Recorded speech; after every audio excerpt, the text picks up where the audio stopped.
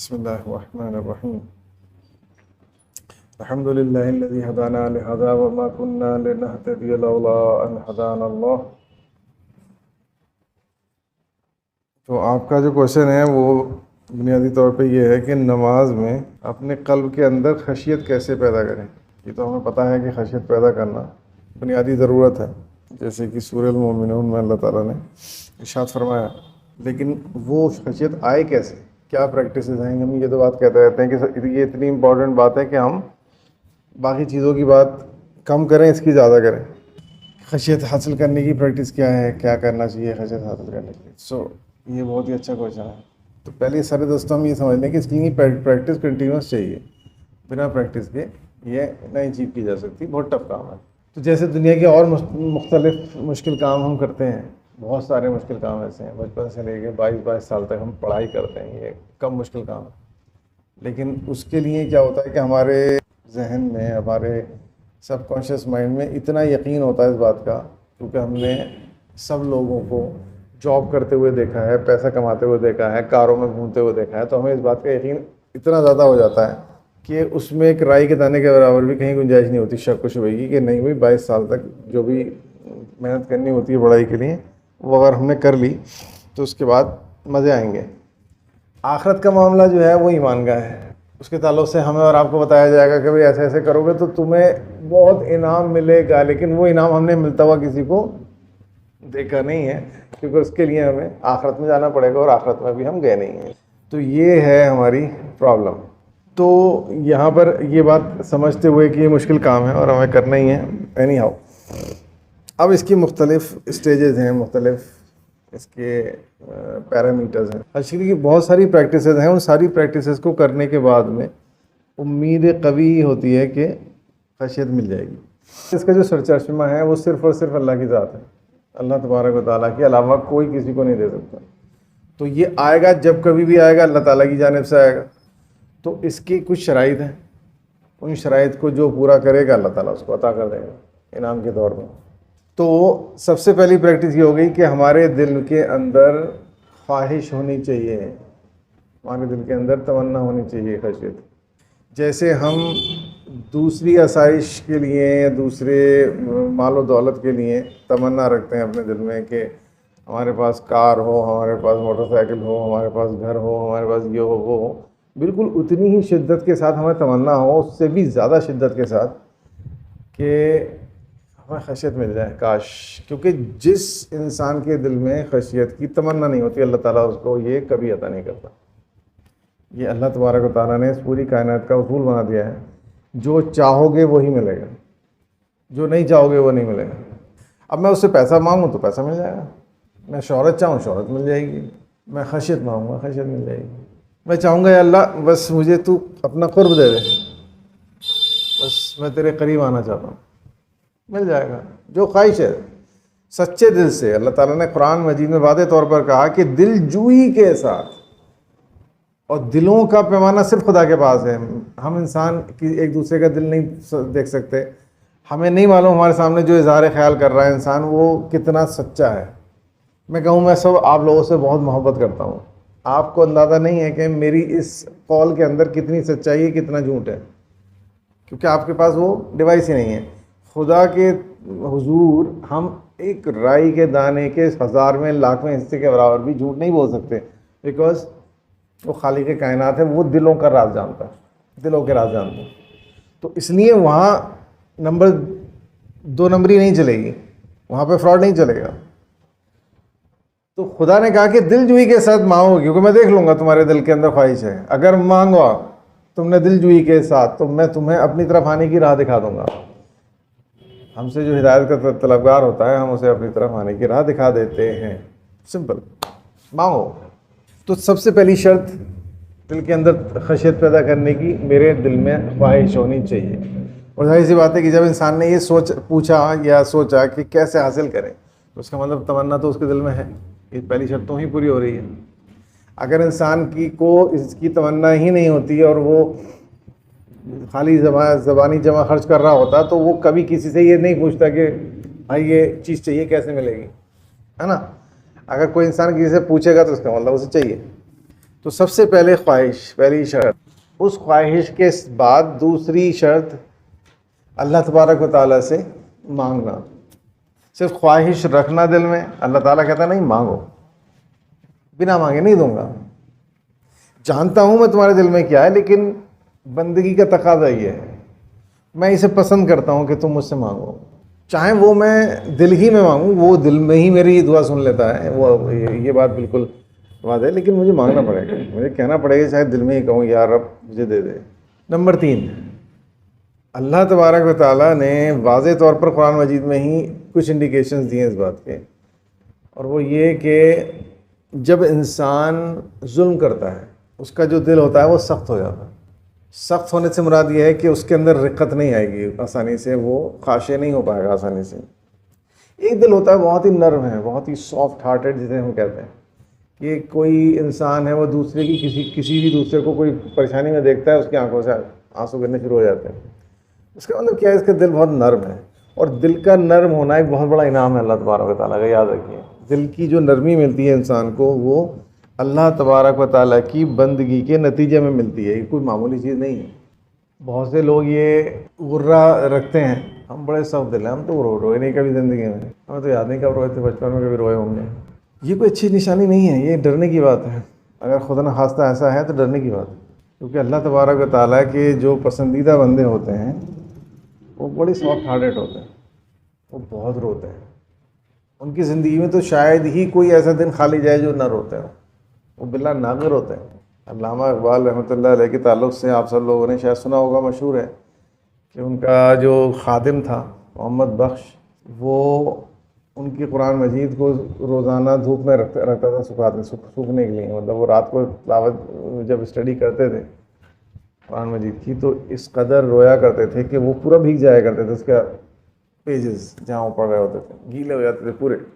तो वो सुबह को उनका खादिम उस धूप में रखा करता था बिला नागे। जो अल्लाह के बंदे होते हैं, नेक बंदे होते हैं, उसके पसंदीदा तरीन बंदे होते हैं, वो तो उनका हाल तो ये होता है, तो रोज़ रोते हैं। अगर खुदा न खास्ता मैं ये समझता हूँ कि रोना कोई मर्दानगी की निशानी नहीं है या मर्द को नहीं रोना चाहिए, तो it's a big misconception, it's a big misconception. अल्लाह तबारक व तआला ने ख़ुद मुझे 5 वक्त 5 बार रोने की दावत दी है। नमाज में वो बुलाता है ना मुझे 5 बार, पुकारता है वो, हैया अला सलाह हैया अला फलाह, तो मैं बुलाया जाता हूँ। और उसी नमाज के ताल्लुक़ से अल्लाह ताला ने क्या कहा कि इस नमाज में कामयाबी चाहते हो, आंसू निकालो, उस लेवल पे अपने आप को लेकर आओ कि तुम्हारी आंखों से आंसू निकलने लगे, तो कामयाब हो जाओगे। इसका मतलब वो भी मुझे इनवाइट कर रहा है 5 बार रोने के लिए। तो पहली चीज़ हमने बताई कि इंसान के अंदर ख्वाहिश हो, तलब हो।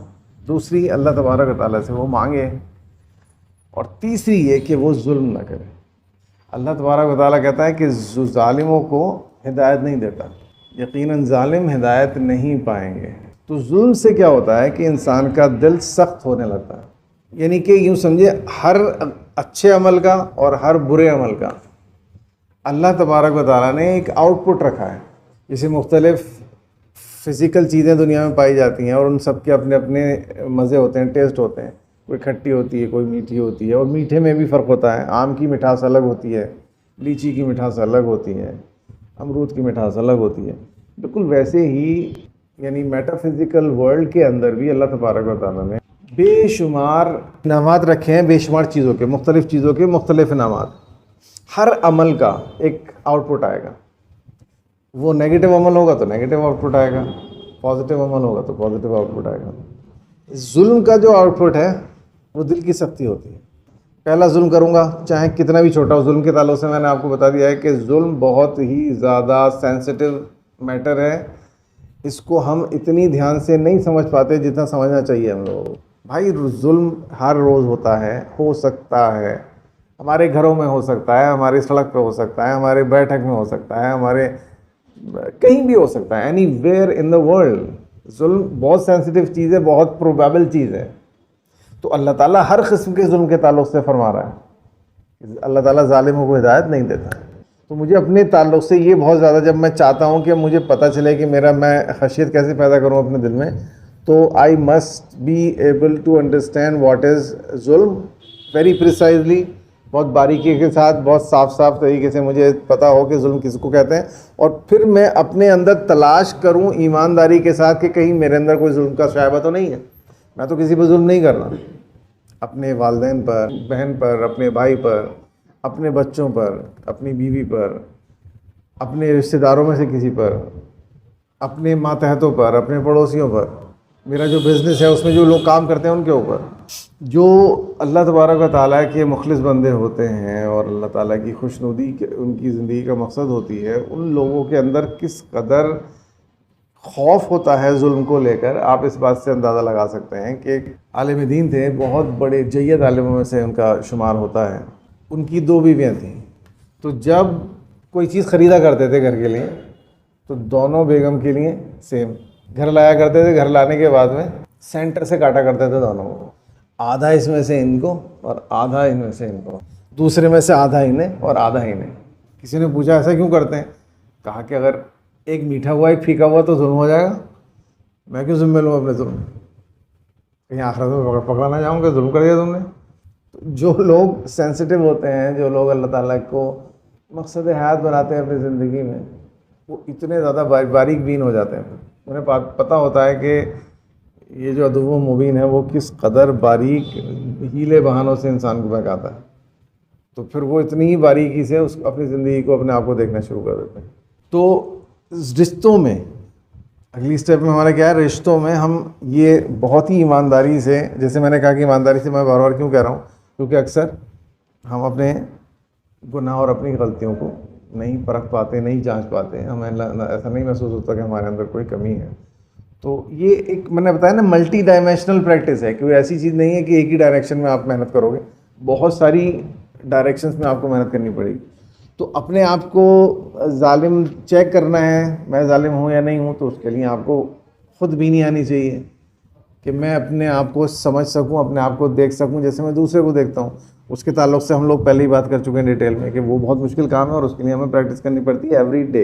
तो वो प्रैक्टिस साइड बाय साइड चलेगी। अगर खुदा न खास्ता उस लेवल पे मैंने अभी तक अपने आप को नहीं उठाया था, वो भी कंटिन्यूस चलाऊँगा मैं, तो कंटिन्यूस चलाऊँगा वो प्रैक्टिस के साथ में, और अपने आप को देखूँगा जुल्म नहीं होना चाहिए। तो ये तो कुछ मेटाफिज़िकल फैक्टर्स हैं, मेटाफिज़िकल फैक्टर्स हैं ये, जो किसी को दिखाई नहीं देंगे। ये मुझे पता होगा, मेरे रब को पता होगा बस। लेकिन ये जब तक पूरे नहीं होंगे खशियत नसीब नहीं हो सकती। अब कुछ इसमें ऐसे पहलू हैं जो फिज़िकल हैं, मेटाफिज़िकल नहीं है, यानी जो दिखाई देने वाले हैं। उनमें से पहली चीज़ ये है कि नमाज के अंदर जो कुछ भी मैं पढ़ता हूँ, पहली स्टेज, उसका हर लफ्ज़ का तर्जुमा मुझे पता हो, मेरे जहन में हो, इतने अच्छे से पता हो कि जब मैं नमाज के लिए खड़ा हूँ और मैं कहूँ अल्लाह अकबर, यहाँ से लेकर और सलाम फेरने तक एक एक फ़िक्रे का मुझे क्लियर हो कॉन्सेप्ट कि मैं क्या कह रहा हूँ अल्लाह ताला से। जब मैं सूरह फातिहा पढ़ रहा हूँ तो मैं क्या कह रहा हूँ, जब मैं रुकू में हूँ तो मैं क्या कह रहा हूँ, जब मैं उससे खड़ा हो रहा हूँ तो मैं क्या कह रहा हूँ, सब पता होना चाहिए, सब जहन में होना चाहिए। पहली चीज़ ये। उसके बाद दूसरी जो है, ये थोड़ी सी मुश्किल चीज़ है, इसको समझिए, इसको बहुत ज़्यादा इंपॉर्टेंट है, और यहाँ पे हमारी असल में लैग होती है, हमारी जो कमी होती है यहीं पे ज़्यादा होती है। हम अरबी तर्जुमा तो याद कर लेते हैं, लेकिन आगे उससे जो स्टेप्स आते हैं ना, उसमें हम अक्सर वीक हो जाते हैं, और ये थोड़ा सा फ़िलासफ़िकल है, इसको समझाना भी मुश्किल है, समझना भी मुश्किल है। तो मैं अपनी पूरी कोशिश करता हूँ आपको बताने की, जो मेरे जहन में है, जो बताना चाहता हूँ, और आपको पूरी कोशिश करिए उसको समझने की। तो मैं एक मिसाल से आपको एक बात समझाऊँ। देखिए, एक चीज़ होती है कि मैंने आपसे कुछ कहा इसलिए कि आपको किसी थर्ड पर्सन को बताना है, जिसके लिए मैं कह रहा हूँ वो मौजूद नहीं है, उसको आप बताओगे। मिसाल के तौर पर मैं कहूँ कि भाई मैंने अलमान की एक हरकत देखी है, वो एक जगह खड़े हुए दंगा कर रहे थे अपने किसी दोस्त के साथ, उनसे कहता ना मैं बहुत नाराज़ हूँ उनसे। दूसरी सिचुएशन ये है कि अलमान यहाँ बैठे हैं और मैं उनसे कह रहा हूँ, मैंने तुम्हें वहाँ देखा, तुम ये क्या तरीका है, तुम किस तरह से, किस अंदाज से खड़े थे, क्या किस अंदाज से मजाक कर रहे थे, तुम्हें अच्छा लगता है तुम्हें? ये जो फेस टू फेस बात हो रही है ना, इसके अंदर शिद्दत बढ़ जाएगी, 100% बढ़ जाएगी। हर कोई भी मिसाल ले सकते हैं हम इसकी, पॉजिटिव या नेगेटिव। मैं कहूँ आप फलां शख्स से कह देना आपके मोहल्ले में रहते हैं, मैं उनकी बहुत ही रेस्पेक्ट करता हूँ, और वो मेरे सामने बैठे हों और मैं उनसे कहूँ कि मैं आपकी बेपनाह रेस्पेक्ट करता हूँ, बहुत बड़ा फर्क। उस इंसान को जो महसूस होगा एक आपके मुंह से सुनकर कि फलां साहब आपके बारे में ऐसा कह रहे थे, वो एक फीलिंग होगी। लेकिन जो फीलिंग सामने से होगी, जब मैं उसके सामने बोलूँगा मैं आपकी बहुत रेस्पेक्ट करता हूँ and you are the most one of the most respectable person in the world for me. इसकी मिठास, इसकी फीलिंग बहुत अजीब होगी। बेसिकली हम जब नमाज पढ़ रहे होते हैं तो हमारे जहन में एक बात होती है, वो सबकॉन्शियस माइंड में हमारे रहती है कि हम जो कह रहे हैं ये लिखा जा रहा है, ये रिकॉर्ड हो रहा है और खुदा के हुजूर ये पेश होगा। एम आई राइट और रॉन्ग? हमारे कहीं ना कहीं बैक ऑफ द माइंड में क्या रहता है कि हम जो बोल रहे हैं फरिश्ते लिख रहे हैं। तो ये भी बहुत बड़ी बात अगर रहे तो, वरना हो सकता है ये भी ना हो। ये भी उन लोगों की बात है जो बहुत सिंसियरली सोच रहे हैं, जो बहुत ज़्यादा कॉन्सेंट्रेट कर रहे हैं नमाज में। वो इट्स नॉट रिक्वायर्ड, ये मतलब नहीं है भाई। खाशे होने में बहुत दिक्कत आएगी। अगर इस कॉन्सेप्ट को आपने समझ लिया तो आपको खशियत हासिल करने में बहुत बड़ी सपोर्ट मिलेगी इंशाल्लाह। और वो ये है कि मैं बार बार अपने जहन को ये यकीन दानी करवाऊँ कि मैं जो बोल रहा हूँ खुदा डायरेक्ट सुन रहा है मेरे मुंह से। मेरे मुंह से अगर सीन का शीन निकल गया, ज़बर का ज़ेर निकल गया तो खुदा सुन रहा है। I need to practice this, कि मैं जो रुंधियाई हुई आवाज़ में या फ्रेश आवाज़ में, बारीक आवाज़ में या मोटी आवाज़ में, तेज़ स्पीड के साथ, स्लो स्पीड के साथ, जैसा पढ़ रहा हूँ, जैसा मेरे आगे प्रोनाउंस हो रहा है, चाहे वो मेरे हार्ट में हो या मुँह से हो, वो एज इट इज़ खुदा तक जा रहा है। और ये ही रियलिटी है बेटा। It's a reality and this is proven by so many ahadith Mubarak and this is well established. All these scholars are agreed upon. इसमें कोई शक शुबे की बात नहीं है। असल में हम वही है कि हम लोग बहुत ज़्यादा गौर और फिक्र नहीं करते दीन के ऊपर। ये हमारी एक शॉर्ट कमिंग है, अल्लाह ताला इसको दूर कर दें। हुजूर ने क्या फरमाया है कि जब नमाज़ पढ़ो तो इस तरह पढ़ो गोया तुम खुदा को देख रहे हो। और फिर हुजूर ने फरमाया कि अगर तुम ऐसा ना कर सको, क्योंकि everybody can not do this, it's a very difficult job, अगर तुम ऐसा नहीं कर सको तो यकीन जानो वो तो तुम्हें देख ही रहा है। तो ये तो मिनिमम रिक्वायरमेंट है जिसकी बात हम कर रहे हैं। हम ये क्यों सोच रहे हैं फरिश्ते लेकर जाएंगे? हुजूर ने कह दिया डेफिनेटली वो तो तुम्हें देख ही रहा है ना एज इट इज़। इतना तो तुम कम से कम मानो ही। अगर तुम इस काबिल नहीं भी हो कि उसको दीदार कर सको, उसको तसव्वुर कर सको, तो वो 100% तुम्हें मुजस्सम देख रहा है और तुम्हारे मुंह से जो बात निकलती है बराह रास्त उस तक पहुँच रही है। अगर ये सोचने में हम कामयाब हो गए तो फिर फीलिंग और होगी, फिर वो फरिश्तों को लिखने और पहुंचाने से बहुत मुख्तलिफ हो जाएगी। फिर खुद ब खुद दिल के अंदर एक लर्जा तारी हो जाएगा, एक अजीब कैफियत हो जाएगी कि माय गॉड यहाँ स्पीड ज़्यादा तेज़ हो, इतना ज़्यादा लाइवली अगर मैं सोचने लगूँ एक अजीब आलम हो जाएगा। मशहूर रिवायत है ये, आप सब लोगों ने सुना होगा कि हज़रत अली को तीर लगा था तो उसको निकाला जा रहा था, तो उन्होंने कहा कि जब मैं नमाज़ को खड़ा हो जाऊँ तो निकाल लेना। आप सोचें द लेवल ऑफ कंसंट्रेशन, क्या लेवल होगा कंसंट्रेशन का। हमें ज़रा सी आवाज़ अगर आ जाए तो हमारा जहन चला जाता है। लेकिन हमें कभी फील नहीं होता जब हम मस्जिद में एंटर हो रहे होते हैं कि हम किस हस्ती, किस अजीम तरीन हस्ती खालिक़े कायनात के सामने खड़े होने जा रहे हैं। और अगर मेरे कपड़े पे कहीं पे धब्बा लगा हुआ है तो उसको दिखाई देगा, अगर मैं खुजा रहा हूँ तो उसको दिखाई देगा। But I think this is the deficiency, the lack of our belief.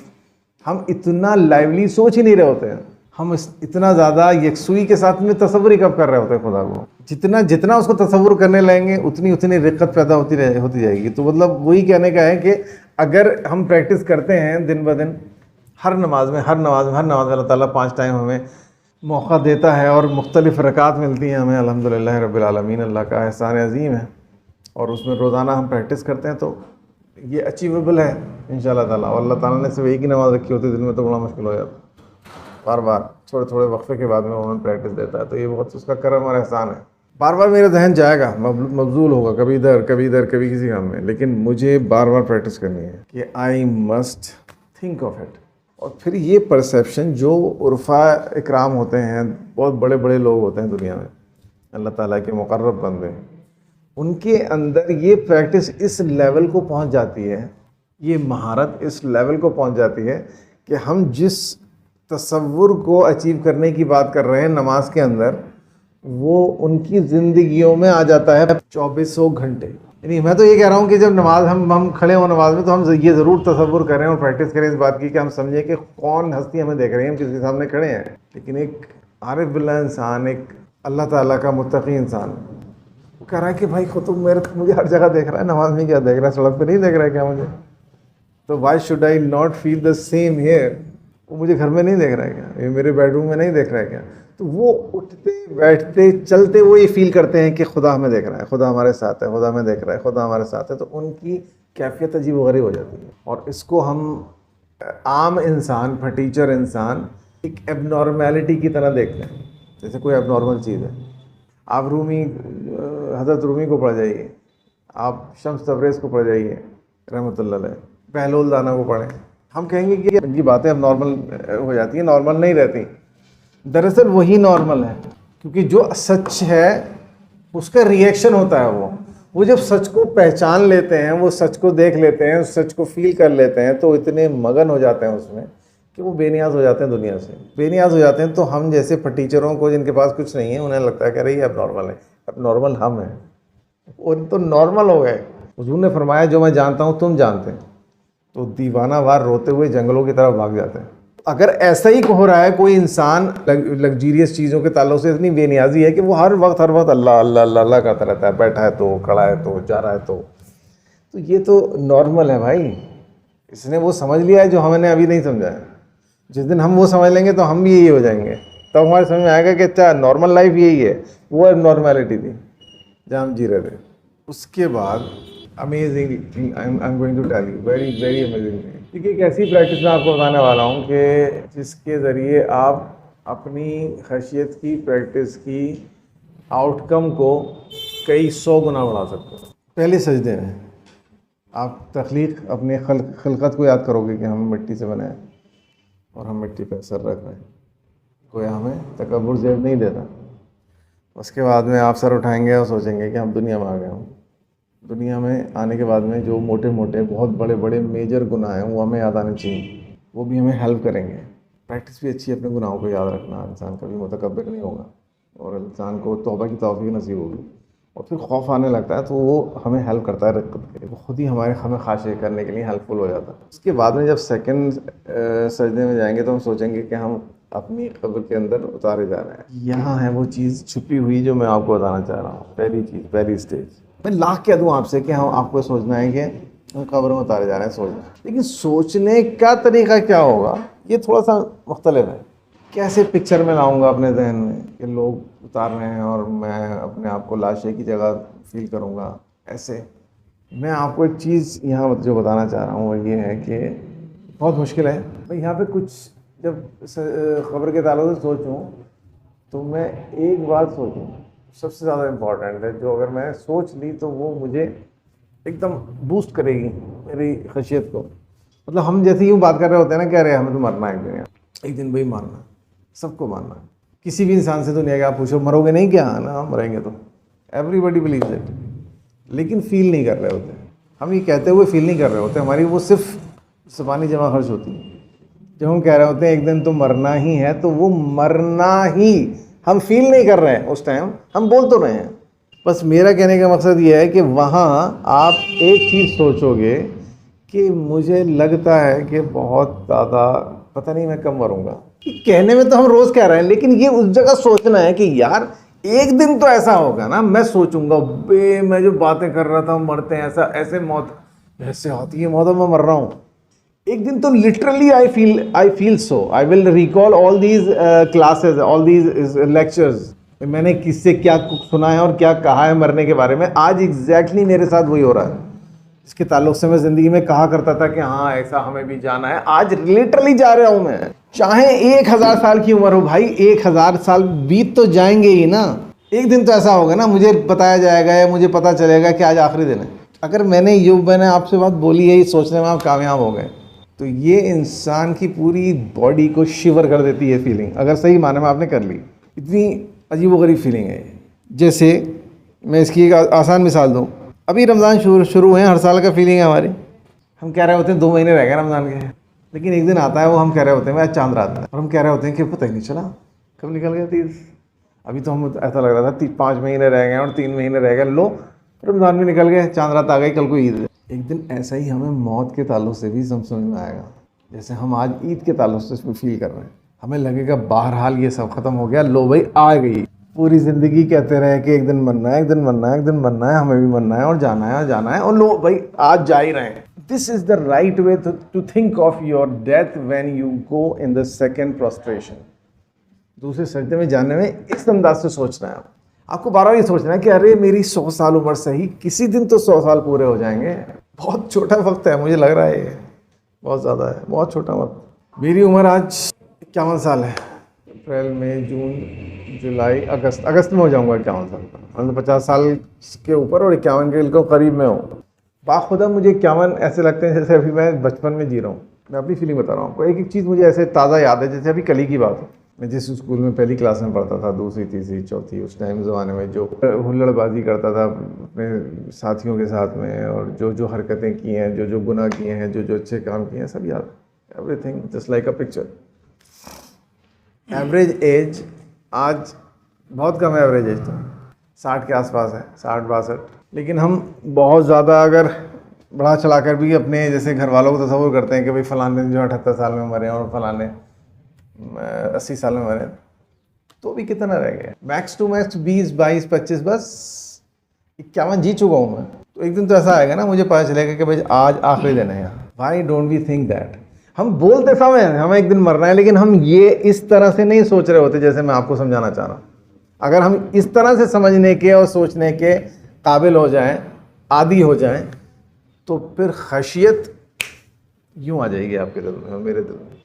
Same practice मुझे करनी है कहाँ पर? जब मैं अत्तहियात में बैठ रहा हूँ और मैं कह रहा हूँ अत्तहियातु लिल्लाहि वस्सलावातु वत्तय्यिबात। मैं सब जानता हूँ कि ये मैं अल्लाह ताला की तारीफ़ बयान कर रहा हूँ, और मैं सब जानता हूँ कि इसका मतलब ये है कि मुझे यहाँ तसव्वुर करना है कि मैं आखिरत में पहुँच गया और अब अल्लाह ताला का सामना है, उसकी तारीफ़ में बड़ा बयान कर रहा हूँ। मैं नबी के वसल्लम खड़े हैं, उनसे सलाम दुआ हो रही है, और बाकी सब लोग खड़े हैं, तमाम नबी खड़े हैं, रसूल खड़े हैं, सब सलाम दुआ हो रही है, लेकिन ये भी सिर्फ ज़बानी जमा खर्च हो रही है। अब यहाँ क्या करना है मुझे सोचना है 1000 सही, 1,00,000 साल के बाद सही, बट समडे कोई आदमी ऐसा होगा जो बराबर में खड़ा होगा मेरे और कह रहा होगा कि यार तुम्हारा नाम है क्या फैजान? ठीक है, तो तुम्हारे नाम बोला जा रहा, वल्दत भी तुम्हारी वाली है। भाई कभी तो आ जाएगा ना। मैं ये क्यों नहीं सोचता? 1,00,000 साल, करोड़ साल, कितने भी साल लगे, लेकिन ये तो कंफर्म है ना, एक टाइम ऐसा आएगा मेरा नाम पुकारा जाएगा। बस I will be on my way facing my रब, तन्हा खड़ा होऊंगा मैं और मेरा पूरा चिट्ठा डिस्कस होगा। Some day it will happen, कितना भी लंबा टाइम हो जाए। If I can think in that way in अत्तहियात, आई विल सर्टेनली अचीव खशिया within the minimum possible time. ये आज मैं आपको ऐसे राज बता रहा हूँ जो आसानी से किसी को शेयर नहीं किए जाते। ये ऐसे फार्मूले हैं जैसे जो पुराने ज़माने में जो होते हैं ना, उस्ताद बड़े पुराने शागिर्दों को दिया करते थे निकाल के, वही बहुत दिन से तू सेवा कर रहा है, ले लो पकड़ आज एक तुझे ऐसी चीज़ दे रहा हूँ। ये समझ लो कुंजी है खशियत। लेकिन ये सारी चीज़ें काम कब करेंगी? Be very careful. जब वो मेटाफिजिकल इन्फॉर्मेशन जो मैंने आपको पहले बताई सबसे पहले वो पूरी हो रही होगी, मैं जुल्म नहीं कर रहा हूँ, तब ये इफेक्टिव होगी। वहाँ मैंने गड़बड़ कर दी, मैं लाख ये प्रैक्टिस करूँगा, कुछ नहीं मिलेगा मुझे, मैं ऐसा कर ही नहीं पाऊँगा बेसिकली। मैं चाहे जितना आपको और 1 घंटा इसकी तफसील बयान करता रहूँ, 2 घंटा बयान करता रहूँ, रोज़ बयान करूँ, महीनों बयान करूँ, कुछ फ़ायदा नहीं होगा। ये इफ़ेक्टिव ही जब होगी जब वहाँ पे मैं क्लियर होऊंगा। जुल्म के ताल्लुक़ से मेरा अकाउंट बिल्कुल क्लियर होगा, मैं जालिम नहीं होऊंगा, और जो भी उसके उसूल और ज़वाबित हैं वो पूरे कर रहा हूँ। तमन्ना दिल में रखना, खुदा से मांगना, जुल्म किसी पे नहीं करना, अपने आप को चेक करते रहना, ये प्लस है। ये तो मिनिमम है। तो ऐसा समझ लीजिए कि जैसे कि आई कार्ड है, इसके बिना तो क्लास में एंट्री नहीं है आपकी। So to my best of knowledge, ऐसी कोई चीज़ नहीं है ईमानदारी से जो मैंने आपके सामने से छुपाई हो। आज मैंने सारा कुछ खोल कर रख दिया इस चीज़ के ताल्लुक़ से। आप तो उम्मीद है कि आपके काम आए, खुदा करे इसको सब लोग, मैं और आप सब लोग इसको सही तरह से इस्तेमाल कर पाएँ, अचीव कर पाएँ।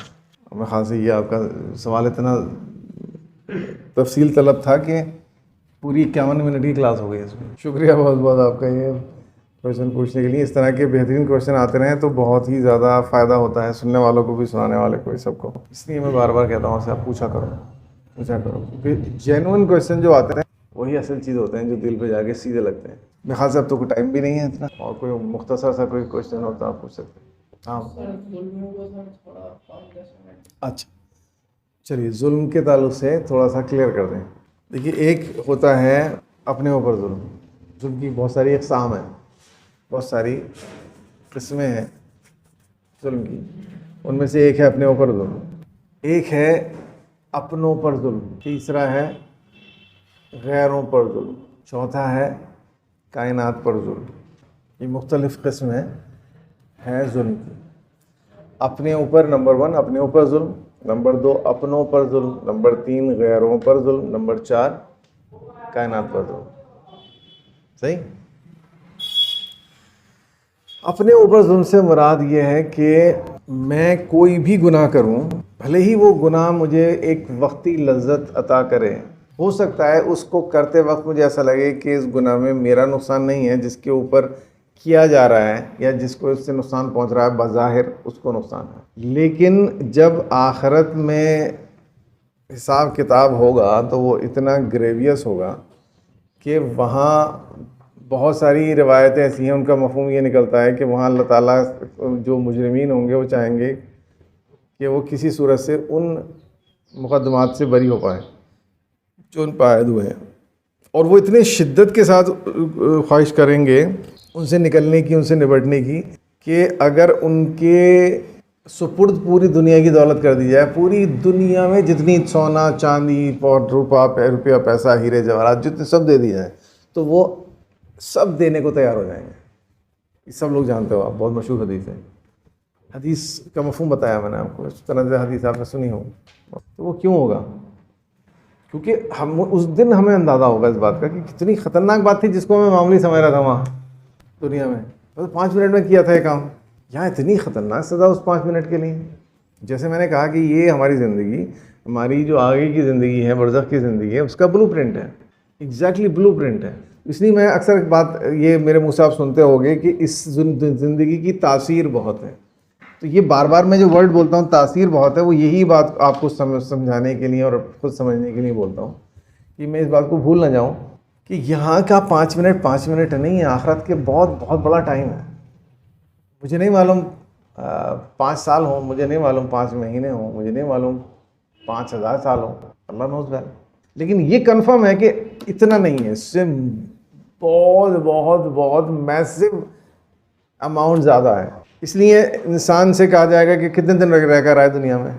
अब वो उस आखिरत की ज़िंदगी के असर में और उसके उस जो रियलिटी उसके सामने आएगी, वो उसको इतना ज़्यादा बदहवास कर देगी, और उसकी फीलिंग्स जो हैं, वो दुनिया की जो फीलिंग्स हैं वो इतनी ज़्यादा फेड हो जाएंगी कि वो कहेगा आधा दिन या आधा दिन से कुछ कम। और वो ये कहने में इतना कंफर्म होगा, इतना श्योर होगा कि वो कहेगा अल्लाह ताला से कि आप पूछ लें फरिश्तों से, मैं कंफर्म कर लें, बस तेरे के आए हम। तो अल्लाह ताला तो जानते हैं हम कितना रह कर आए हैं, लेकिन अल्लाह ताला वहाँ पर हमारी तायीद करेगा। ये नहीं कहेगा तुम बेवकूफ़ हो, पागल हो, तुम तो 80 साल रह कर आए हो। ये बहुत इंपॉर्टेंट बात है कुरान मजीद के अंदर, अगर आप गौर करें। इसकी अगली आयत में अल्लाह ताला क्या फरमाता है कि यकीनन तुम एक बहुत ही छोटा अरसा रह कर आए हो। यानी अल्लाह ताला कह रहा है कि जो तुम फील कर रहे हो एग्जैक्टली रियलिटी यही है, तुम आधा दिन ही रहे हो, यू आर नॉट रॉन्ग। लेकिन उसके आगे अगली आयत में अल्लाह ताला कहता है काश तुम जब समझते, जब दुनिया में थे, काश तब तुम समझ रहे होते, क्योंकि मैंने बार बार इसको अपने कलाम में नाजिल करके तुम्हें बार बार तुम्हारे सामने इन आयतों को पढ़वाता था, लोग तुम्हें नसीहत करते थे पढ़कर, तब तुमने ये गहराई से नहीं सोचा कि क्या मतलब है इस आयत का। तो वहाँ जब उन चीज़ों का पता चलेगा, उस गुनाह का, तो मुझे पता चलेगा कि वो जो दुनिया में मैं समझ रहा था कि फ़लाँ शख्स पे मैं जुल्म कर रहा हूँ, वो तो रियलिटी में मैं अपने ऊपर जुल्म कर रहा था। यानी मिसाल के तौर पर एक तो चीज़ होती है कि बराह रास्त मेरे अमल से कोई तीसरा आदमी, कोई नेक्स्ट मुझसे अलावा कोई इंसान असरअंदाज हो। एक चीज़ ऐसी होती है कि बज़ाहिर किसी के ऊपर वो असरअंदाज नहीं हो रहा, मेरा जो जुर्म है, मेरा जो गुनाह है, वो किसी पर असरअंदाज नहीं हो रहा, उसका किसी पे कोई फ़र्क नहीं पड़ रहा, लेकिन मेरे ऊपर तो पड़ेगा। मिसाल के तौर पर एक बहुत ही भौंडी सी मिसाल है, लेकिन बहरहाल बात समझाने के लिए अच्छी है। कोई इंसान शराब पीता है और ये सोच के पीता है कि मैं इस शराब पीने की आदत से किसी दूसरे बंदे को कोई नुकसान नहीं पहुंचाऊंगा, और वो अपने अंदर ये तहैया कर लेता है कि मैं जब कभी भी ज़िंदगी में पीऊँगा, मैं अपने कमरे में पीऊँगा, रात को तन्हाई में, सुबह तक नाशा ज़ायल हो जाएगा, किसी को पता नहीं चलेगा मैंने रात में क्या किया था। जब पता नहीं चलेगा तो किसी पे क्या असर होगा? मैं ना किसी कहीं लड़खड़ा रहा हूँ, ना मैं कहीं बाज़ार में जाके किसी को गालियाँ बक रहा हूँ, ना मैं किसी के साथ झगड़ा कर रहा हूँ, ना मेरी शराब पीने से फ़र्क ही नहीं पड़ता। मैं रात को 2 बजे पीता हूँ, 4-5 बजे तक आराम से सोता हूँ, उसके बाद मेरा नशा उतर जाता है, ख़त्म वही बात। ठीक है, किसी पे असरअंदाज नहीं हो रहा, लेकिन ये जो 3 घंटे तूने अपने ऊपर जुल्म किया, ये काम करके जो तूने गुनाह समेटा और एक हराम को अपने हलक से नीचे लेकर गया, इसकी पादाश में जो तुझे सज़ा मिलने वाली है आखिरत में, वो तेरे ऊपर तो जुल्म है ना। किसी के ऊपर जुल्म ना सही, तूने अपने ऊपर तो जुल्म कर लिया ना। तब तेरे समझ में आएगा जब तू आखिरत में पहुँच जाएगा। ये मामूली बात नहीं थी जिसे तू मामूली समझ रहा था। इस तरह से बहुत सारे पहलू ऐसे होते हैं कि जहाँ पर हम अपने ऊपर जुल्म कर रहे होते हैं कि यानी हमारे अगर किसी हरकत से किसी को कोई नुकसान ना भी हो, लेकिन हमें नुकसान है खुद, तो वो जुल्म हम खुद अपने ऊपर तो कर ही रहे हैं ना। तो ये तो है अपने ऊपर जुल्म। और इन जनरल मैंने आपको बताया कि अपने ऊपर जुल्म हर वो गुनाह है जो मैं किसी और के साथ करूँ या अपने साथ करूँ, जैसे भी करूँ, अल्टीमेटली मेरे ऊपर ही जुल्म है। इसलिए अल्लाह तबारक व तआला फरमाता है कि ऐ मेरे बंदो, जो अपने ऊपर जुल्म कर बैठे हो, या जब वो अपने ऊपर जुल्म कर बैठते हैं तो अल्लाह उन्हें मान याद आ जाता है। तो अल्लाह ताला हर गुनाह को बंदे के ऊपर अपने ऊपर जुल्म ही करार देता है कि तुमने अपने ऊपर जुल्म कर लिया ऐसा करके। दूसरी बात मैंने बताया, दूसरे किस्म का जुल्म अपनों पर जुल्म। अब तो अपनों में जुल्म आता है वालिदैन के हुकूक अदा ना करें, कोई इंसान वालिदैन से सही से बात ना करे, वालिदैन का जो हक़ है कि उनकी हर जायज़ बात को पूरा किया जाए उसको ना माने, अपने औलाद के हुकूक अदा ना करें, औलाद का हक़ है कि उसको अच्छी तरबियत दी जाए, कोई बाप अच्छी तरबियत ना दे, औलाद का हक़ है कि उसको तालीम दी जाए, कोई जो फादर है वो या कोई मदर है, माँ बाप में से कोई भी, वो तालीम ना दें अपने बच्चे को बहैसियत बाप या माँ। ये बच्चों का हक़ है, ये उनके ऊपर जुल्म हो जाएगा अगर मैं उन्हें तालीम से महरूम रखता हूँ और वो जाहिल रह जाते हैं सिर्फ इस वजह से क्योंकि मैंने ये सोचा कि इन्हें पढ़ाऊँगा तो मेरा पैसा खर्च होगा। मैं बच्चों में पार्शियलिटी करूँ, किसी को ज़्यादा प्यार करूँ, किसी को कम प्यार करूँ, ये बच्चों पर वो ये भी जुल्म है। इसके ताल्लुक़ से भी जवाबदेही बनती है, बहुत सख्त जवाबदेही बनती है। और मुख्तलिफ़ रिश्ते हैं, बहन भाई हैं, जो अपनी फैमिली के अंदर लोग होते हैं, उन तमाम लोगों के साथ, मेरी बीवी के साथ, बीवी का शौहर के साथ, ये सब अपनों पर जुल्म है कि अगर मैं अपनी बीवी का हक़ अदा नहीं करता, बीवी को मारता तोड़ता हूँ, उसको बुरे अंदाज से बात करता हूँ, तो उसके ऊपर जुल्म है। बीवी शौहर की बात नहीं मानती, मुंह टेढ़ा करके बात करती है, हमेशा बदसलूकी के साथ बात करती है, ये बीवी का शौहर के ऊपर जुल्म है। ये होता है अपनों के ऊपर जुल्म। गैरों के ऊपर जुल्म में आता है पड़ोसी और मुताल्लिक़ीन, उनमें दोस्त अहबाब भी होंगे जिनसे हमारा कोई डायरेक्ट रिश्ता तो नहीं होता, लेकिन बहरहाल एक ताल्लुक़ है, नज़रियात का ताल्लुक़ है। और एक मोमिन तो हमेशा, तो बहरहाल उनके अभी हक़ है, मेरे दोस्त अहबाब का मुझ पर हक़ है, मेरे पड़ोसियों का मुझ पर हक़ है, मेरे मोहल्ले वालों का मुझ पर हक़ है। और जो लोग मेरे काम के सिलसिले में मुझसे वाबस्ता रहते हैं, मेरे स्कूल के अंदर मिसाल के तौर पर मैं स्कूल में पढ़ाता हूँ और वहाँ पर जितने बाकी टीचर्स हैं वो मेरे गैर हैं, उनका भी मेरे ऊपर कुछ हक़ बनता है, वो मैं ध्यान रखूँ। और वहाँ जो मातहत हैं, जो काम करने वाले लोग हैं, बकिया लोग हैं, पानी वानी पिलाने का काम करता है, उसका भी मेरे ऊपर हक़ है, मैं उसको तमीज़ से और एक मुहज़्ज़ब अंदाज में आवाज़ दूँ और उसको उसकी एहसासात को मजरूह ना करूँ। बहुत तरह से हम जुल्म कर सकते हैं गैरों के ऊपर। सड़क चलते इंसान के ऊपर जुल्म हो सकता है। अगर मैं जा रहा हूँ कहीं और कहीं पे गड्ढा है, पानी भरा हुआ है और मुझे पता है कि अगर मैं इस गाड़ी को, इस कार को या इस मोटरसाइकिल को तेज़ी से इसमें से निकालूंगा तो छींटें बहुत दूर तक जाएंगी और वहीं पर लोग चल रहे हैं बराबर में, वो मैं नहीं जानता कौन लोग हैं, उनके नाम भी नहीं पता मुझे, कहाँ के रहने वाले हैं वो भी नहीं मालूम, उनका भी मेरे ऊपर हक़ है। मैं ये हक़ नहीं रखता कि उनका ख्याल ना करूँ और बिना किसी खौफ के मैं धड़ाम से अपनी मोटरसाइकिल ऐसे गुजारूँ कि उन सब के कपड़े जो हैं वो कीचड़ में लथपथ हो जाएं। ये उस पर जुल्म हो जाएगा, इसका भी जवाब देना पड़ेगा। तो मेरे ऊपर मुख्तलिफ हुकूक़ हैं, तमाम इंसानों के हुकूक़ हैं, जहाँ भी मुझे मेरा वास्ता पड़ता है इंसानों से, चाहे मैं उनको जानता हूँ या ना जानता हूँ, उनके मेरे ऊपर कुछ हुकूक़ हैं, उन हुकूक़ का मुझे हमेशा ख्याल रखना चाहिए। और उसके बाद मैंने कहा कायनात का चौथा जो है वो कायनात के ऊपर जुल्म है। कायनात के ऊपर जुल्म क्या? कायनात के ऊपर जुल्म ये है कि मैं पानी को बेदर्दी से खर्च करूँ, अल्लाह ताला पसंद नहीं करता। किसी भी शय को, किसी भी नेचुरल रिसोर्सेज को, चाहे वो लाइट ही क्यों ना हो, इलेक्ट्रिसिटी क्यों ना हो, बेदर्दी से यूज़ करूँ।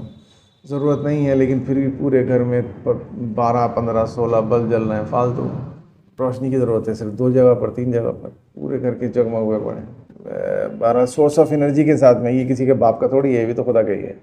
इलेक्ट्रिसिटी किसी का अब्बा ने थोड़ी ला के दी है, ये भी मेरे रब की तो देन है, ये उसी की आता है, जिसकी वजह से हम लोग आराम से आज पंखे के नीचे बैठते हैं, या अगर एयर कंडीशन आप लगाएं, वैसे मैं नेमत नहीं करार देता एसी को, वो एक ज़हमत है, लेकिन बहरहाल ज़ाहिरी तौर पर वो उसके कुछ ना कुछ फ़ायदे भी हैं। पेड़ पौधों का मेरे ऊपर हक है, बिना वजह किसी पेड़ को न तोड़ूं। बहुत से लोगों की आदत होती है, जा रहे हैं जंगल की साइड में चलते हुए किसी खेत के बराबर में, और गेहूं का खेत है, वो यूँ करके हाथ यूँ करके लिए, बिना वजह बिना मकसद के, बस बातें करते करते यूँ करके हाथ लिया और यूँ करके उसकी बाल पकड़ ली, और इतना बड़ा दाने 50-60 उसमें दाने तोड़ लिए, और तो आगे जाके वो फेंक दिए। क्या किया आपने? क्या मकसद है इसका? लेकिन हम कभी सिंसियरली अपने आप को इस तरह देख ही नहीं रहे होते, हम बिल्कुल ही पागलों की तरह ज़िंदगी जी रहे होते हैं। कायनात के ऊपर जुल्म बहुत तरीके से, बेशुमार तरीके से हो सकता है। यानी कुदरत में जानवरों के साथ में, जो आपके पालतू जानवर हैं उनके ऊपर जुल्म ना हो जाए, आपके पेड़ पौधों के ऊपर जुल्म ना हो जाए, नेचुरल रिसोर्सेज के ऊपर जुल्म ना हो जाए, उनको बेदर्दी से मैं खर्च ना करूँ। मेरे पास अगर कोई घोड़ा है तो घोड़े को बेदर्दी से ना पीटूँ। मेरे पास अगर बैल हैं, मैं खेती करता हूँ, उसमें जोतता हूँ बैलों को, तो उनको भूखा प्यासा ना रखूँ और उनसे ज़्यादा काम ना लूँ, सो एंड सो फोर्थ। बहुत सारे हैं। तो जुल्म इतना वसी मफहूम है कि we need to be extremely conscious each and every day, each and every moment. अगर हम लापरवाही करें तो हम ज़िंदगी में हर लम्हे जुल्म कर सकते हैं किसी न किसी के ऊपर, या तो हम अपने ऊपर जुल्म करें, या अपने घर वालों के ऊपर, या बाहर वालों के ऊपर, या कायनात के ऊपर, किसी भी चीज़ के ऊपर हम जुल्म कर सकते हैं, अगर हम वही अहमकाना तसव्वुर लिए रहे जुल्म का, जो बचपन से कहानियों में, क़िस्सों में हमें बताया गया है कि जालिम बादशाह था और ऐसा था और ऐसा। तो हमें ऐसा लगता है बस जालिम बादशाह हो सकता है, और तो कोई जालिम है नहीं। सर जैसे कि आपका तीसरा पॉइंट था दूसरों पर जुल्म, जी, हमने जैसे सर किसी के पीछे उसकी बुराई करी या उस पर कुछ बिल्कुल जुल्म है। कहीं गलत साबित करा, जी सर हम उससे माफ़ी मांगना चाहें जी, और सर किसी रीज़न से वो इंसान हमें मिल ना पाए, हमसे माफ़ी नहीं मांग पाए, ठीक। और सर अगर वो मिल गया, हम उससे माफ़ी मांग ले, वो हमें माफ़ ना करे, तो अल्लाह ताला हमें माफ़ करेगा इस चीज़ पर ही हमें? और सर अगर हम किसी जानवर को सताएं तो उससे माफ़ी कैसे मांगेंगे? It's very nice question, but it is very difficult to answer this, क्योंकि ये हुकूकुल इबाद का मामला है, और ये आखिरत से, ये कुछ इसमें कुछ पार्ट ऐसा है जो खुदा ही आंसर कर सकता है, इसको बंदा नहीं बता सकता। तो आपने कहा कि वो माफ़ होगा नहीं होगा, ये तो अल्लाह ताला जानता है माफ़ होगा नहीं होगा, क्योंकि अल्लाह ताला ने बहरहाल ये कहा है कि जो बंदों के हुकूक हैं वो बंदों से ही माफ़ करवाऊँगा। मैं एक ट्रिक बताता हूँ आपको, मैं अक्सर ये बात सोचा करता हूँ। ज़िंदगी में बहुत सारे लोग हैं ऐसे जो याद आते हैं कि हमने भी जुल्म किया है, हर इंसान के अंदर होता है, और बहुत से लोगों से हम भी नहीं माफ़ी मांग पाए। तो मैंने ऐसी एक ट्रिक सोची अपने जहन में कि मुझे अगर कोई याद आए कि मैंने किसी को जुल्म किया है, मैं उससे माफ़ी नहीं मांग सका, या उसने माफ़ नहीं किया मुझे यहाँ पे, पता नहीं आखिरत में करेगा नहीं करेगा, मैं उसके ताल्लुक़ से इतनी दुआएं करूँ कि मेरा नामा अमाल भरा पड़ा हो। आखिरत में जब ये हिसाब किताब का नंबर आए तो अल्लाह ताला ये भी कहे कि इसने इतनी 1,50,000 बार तुम्हारे लिए दुआ भी करी है, ये चाहिए तो माफ़ी देनी पड़ेगी, क्योंकि बहरहाल रब तो मैं तुम्हारा भी हूँ और इसका भी हूँ। तो इसने जो अच्छे अमल किए तुम्हारे साथ, तो वो कैसे मिल जाएंगे? अगर तुम्हें बदला ही लेना तो अगर या तो बदला ले लो या इसकी दुआएं ले लो। तो उसके ताल्लुक़ से खैरात करो, बहुत अच्छी चीज़ है। मैं एक प्रैक्टिस अक्सर करता हूँ, किसी के जहन में मेरे आता है तो मैं थोड़े पैसे इसाले सवाब के तौर नियत से मैं खर्च करता रहता हूँ, कि दुआ करता हूँ अल्लाह ताला इसका सवाब, उस शख्स पे मैंने जुल्म किया था, ये 100 रुपये उसके लिए, फिर कभी 200 रुपये उसके लिए, फिर 100 रुपये उसके लिए, फिर 50 रुपये इकट्ठे करते रहो। इतना बहुत सी ढेरी कर दो कि आखिरत में उस पर सर खुजाएगा, यार क्या करूँ मैं, बदला लूँ ना लूँ इससे। हो सकता है माइट बी फनी, पर मुझे लगता है कि इसमें बात बन सकती है। इसका कोई सबूत तो नहीं है, लेकिन बस अपनी ये ट्रिक है कि इंडिजीनियस। बंदा कोई गुनाह करता है, फिर अल्लाह से तौबा कर लेता है जी और किसी बंदे के अपने किया हो तो फिर उससे भी माफी मांग लेता है, वो माफ भी कर देता है। जी, लेकिन उसके सबके बावजूद जब वो दुनिया आता है तो बहुत तकलीफ होती है। इसमें ऐसा लगता है कि वो पता नहीं होंगी तकलीफ, क्या ये तकलीफ दुनिया भी अजाब है उस गुनाह का? Not at all.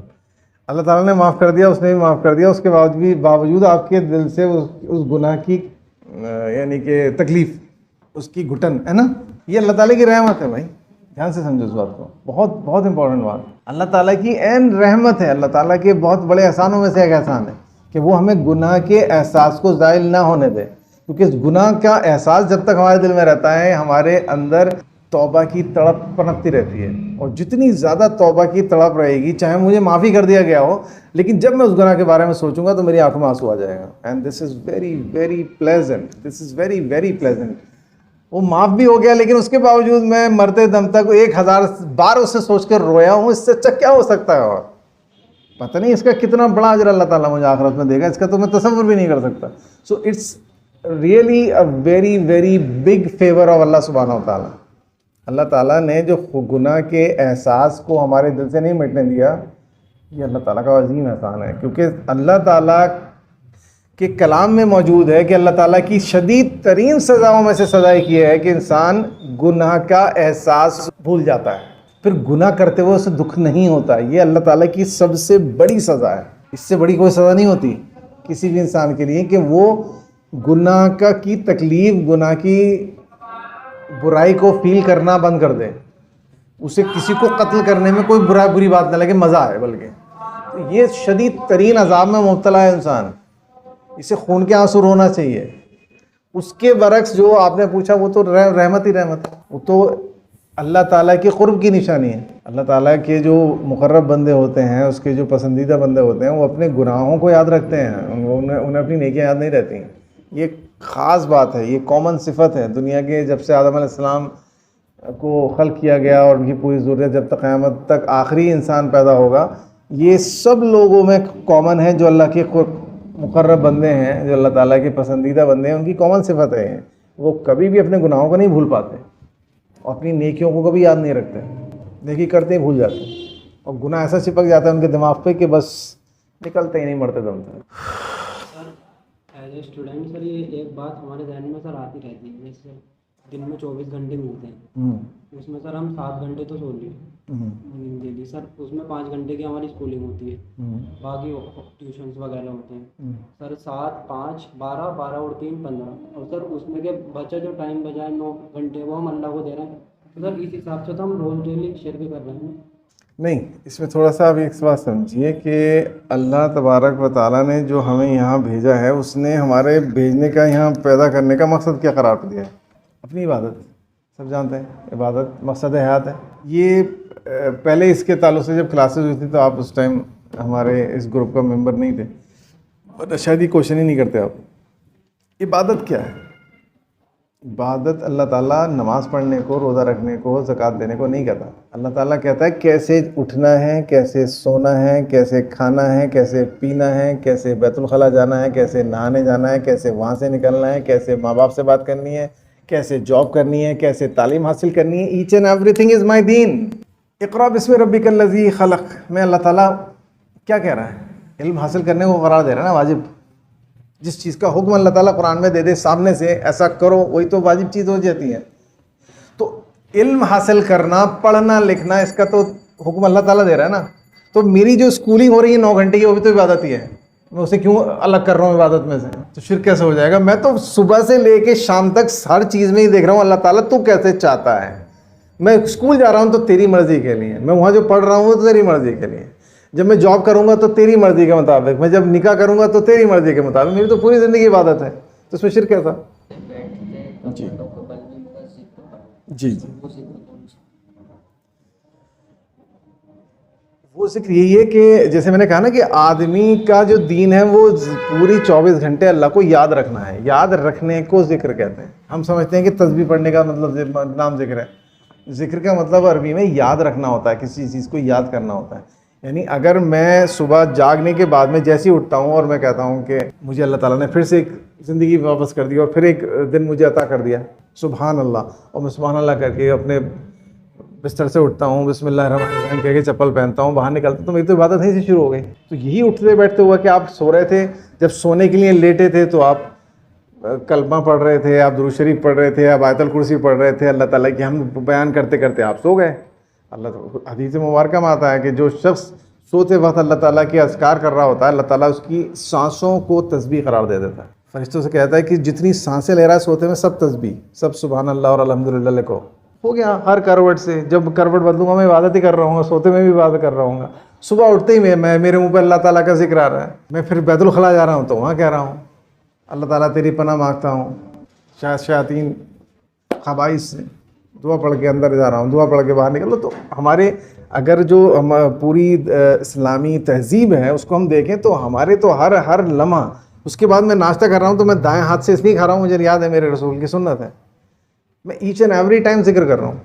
मैं बिस्मिल्लाह करके यहाँ भी शुरू कर रहा हूँ, जब खाना ख़त्म कर रहा हूँ तो मैं कहा अल्हम्दुलिल्लाहिल्लज़ी अतअमना व सक़ाना व जअलना मिनल मुस्लिमीन।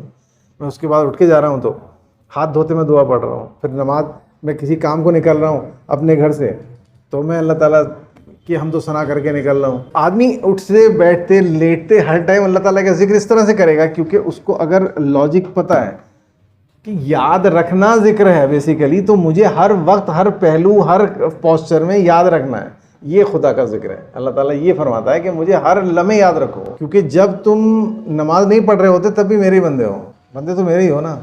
अभी नमाज में मुझसे क्या क्या आ रहे थे, अल्हम्दुलिल्लाह रब्बिल आलमीन अर्रहमानिर रहीम मालिकी यौमिद्दीन इय्याका नअबुदु व इय्याका नस्तईन। तेरी इबादत करते हैं, तुझी से मदद मांगते हैं, तेरी इबादत करेंगे और तुझी से मदद मांगेंगे। और मस्जिद से निकलते ही किसी से लड़ाई हो गई, तुम गालियाँ बक रहे हो, तो झूठ बोल के आए हो क्या यार? खुदा ने चाहा है तुम गालियाँ बको। इबादत ये है। मैं यहाँ लड़ाई लड़ते वक्त भी अल्लाह का बंदा हूँ, खाली नमाज में खड़े होकर अल्लाह ताला का बंदा नहीं था। मुझे हर सेकंड हर लम्हा याद रहना चाहिए कि मैं खुदा का बंदा हूँ।